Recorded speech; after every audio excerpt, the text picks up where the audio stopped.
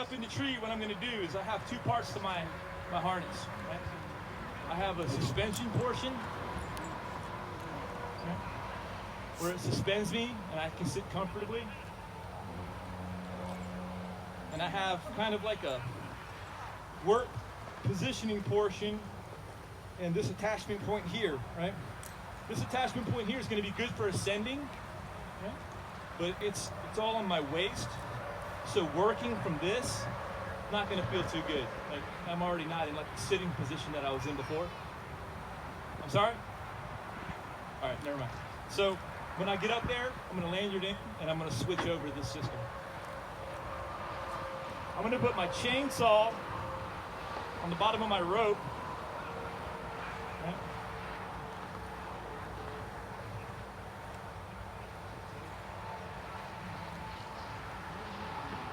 Give me a little bit of some weight, some rope weight, so I don't pull it up with my foot asunder. I think I'm ready to go.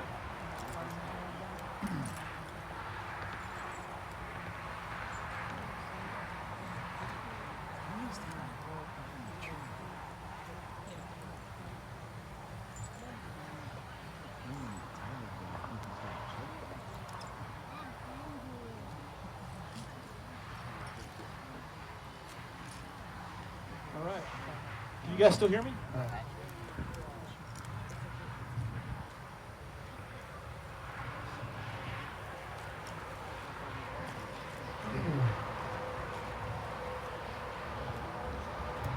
Woo, baby.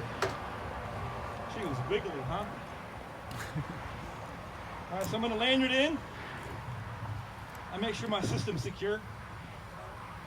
And then I attach and reattach my system.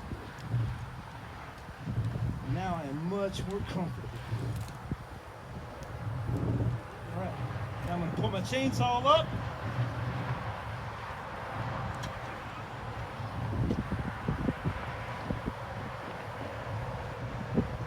And I'm ready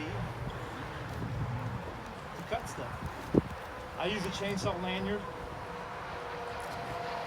because I don't want to drop my expensive chainsaw. If my chainsaw is not running, I'm not making money. All right. So, one thing I'm going to do now, I got a little hanger there, is I'm going to look for the work that I have to do. Sometimes that's spelled out for you. Other times they're like, find dead wood, a couple pieces of dead wood. So if I say, stand clear, what is the response that you guys give? All clear. Anybody know? Take a guess. Say all clear. Oh, you know? What do you say? All right. So I say stand clear. You guys say all clear, right? So stand clear. All clear. All right. Boom. Right. I got another one. Stand clear. All right. So the first thing I'm going to do is I'm going to get that hanger. And then we'll go from there.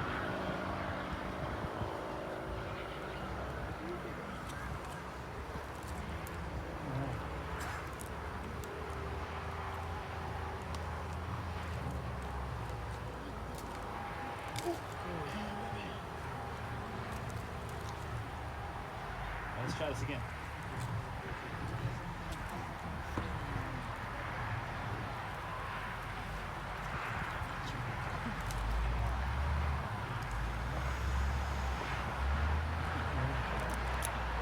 I thought this was some kind of locust, but now I think it's a willow. It's kind of sketchy.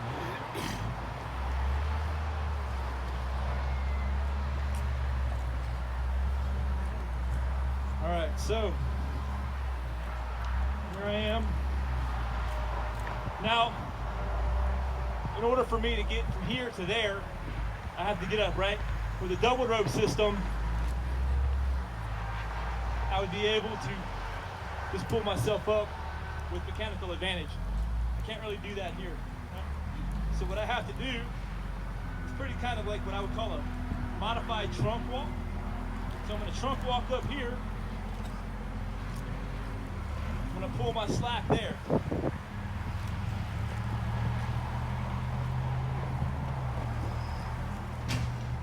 idea is to get on top of the branch.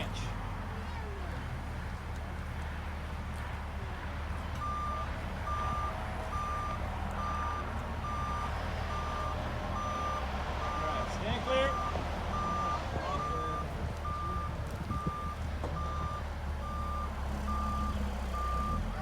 So I had a guy used to tell me, he was on my crew, and if anybody was ever on the backside of the lean, he would yell, "Be the bear, not the cub." So now I hear that sometimes in my mind. Be the bear. not the cub.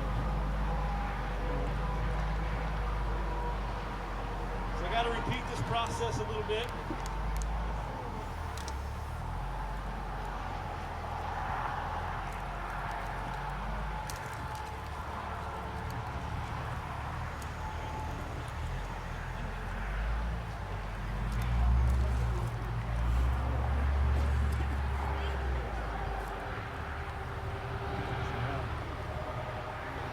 Not be a chainsaw cut for me, right?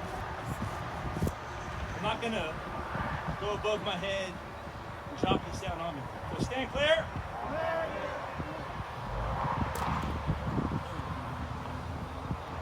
But if I do want to make a cut, which I'll really make a cut, give myself a little bit of slack to lean away from my tie-in point.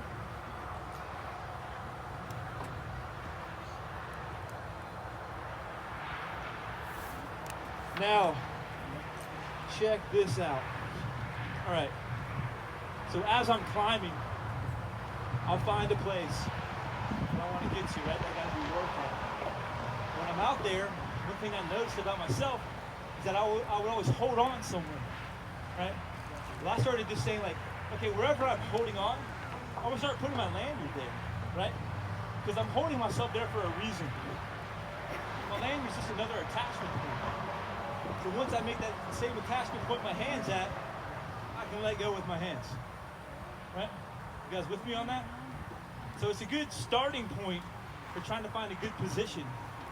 Right? Other than that, there's a pendulum here, right? I'm on a pendulum with my rope, and I have a pendulum here. Right? So I have two ways to move. I can move myself up and down, and I can move myself left and right.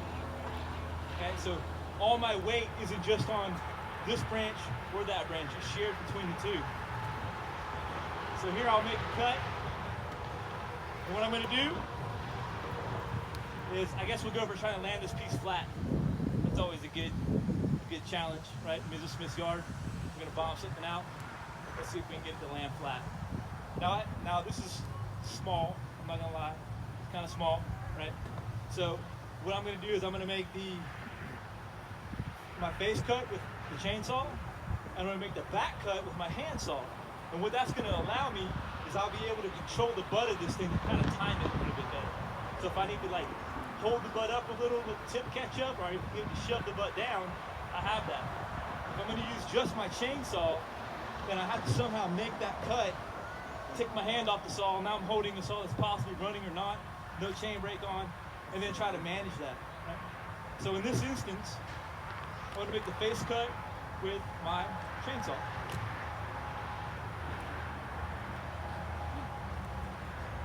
Now when I start the chainsaw in the tree, OSHA now says that there is no drop starting.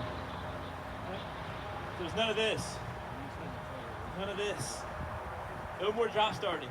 So how do you brace the chainsaw in the tree when you start? Well, there's a couple ways. You can brace it like this. Start it like that. Which is what I'll probably do. I can put it partially here on my lanyard. Right? Maybe I could put it on the back side of this branch. Start it that way. We got a couple options. You know? Now, I've been doing tree work before they said no drop starting. Right? So it's a habit that I now have to learn. Right? And have you guys heard it's harder to break a habit than to learn a habit? Right? Yeah, I don't break habits anymore. I just learn habits. It's easier. You know?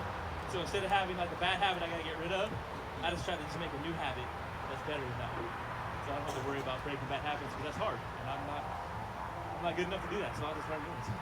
All right, so I'm gonna start this up. I'm gonna brace it.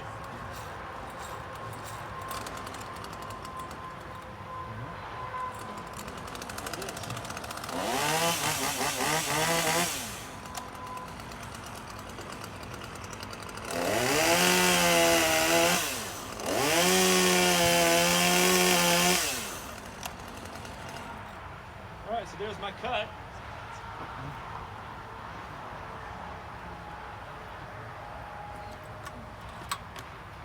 I'll break this little branch off. Stand clear.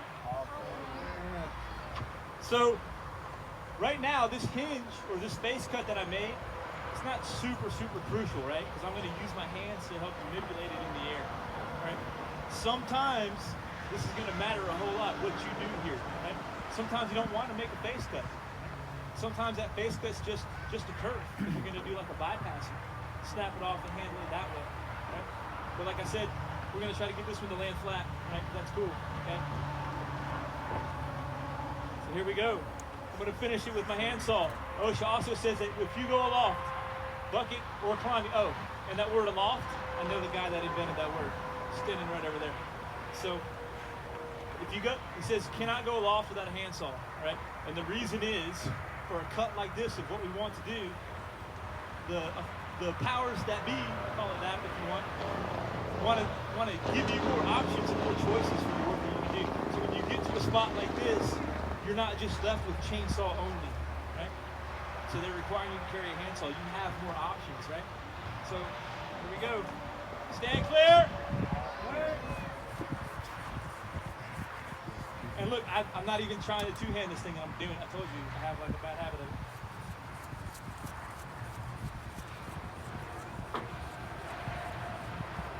There it goes. Oh, it flipped, still didn't land flat. We'll try it again on another